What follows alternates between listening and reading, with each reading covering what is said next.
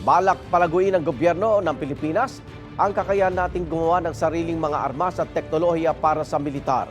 Lain daw niyang gawing self-reliant ang Pilipinas imbis na bibili pa sa ibang bansa.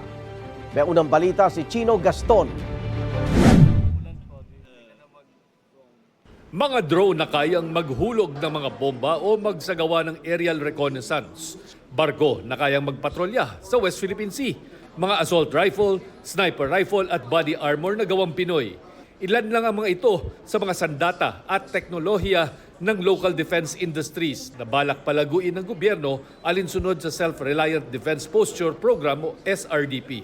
Sa ngayon kasi, halos lahat ng barko, eroplano, armas at iba pang gamit ng militar binibili pa sa ibang bansa. Yung capabilities na continuously na-acquire natin na 100% foreign owned.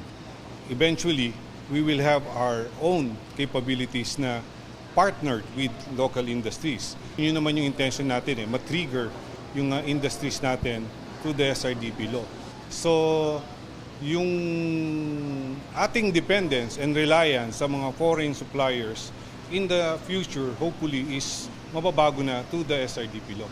Isa sa mga isinusulong ng Philippine Air Force ang pag-manufacture ng sariling attack at surveillance drones na naging epektibong panalag sa kalaban sa nangyayaring digmaan sa pagitan ng Ukraine at Russia.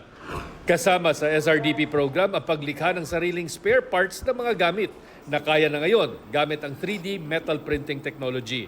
Bukod sa gamit pandigma, pinaglalaanan din ng panahon ang research sa food technology gaya ng mga ready-to-eat combat meals na swak sa panlasang Pinoy, gaya ng tapa, adobo, binagoongan, Spanish sardines at kanin na kayang tumagal ng 1 taon na hindi nasisira.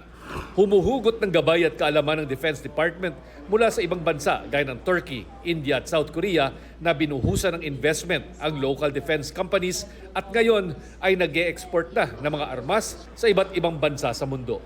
Ito ang unang balita, Chino Gaston, para sa GMA Integrated News. Igan, mauna ka sa mga balita, mag-subscribe na sa GMA Integrated News sa YouTube para sa iba't ibang ulat sa ating bansa.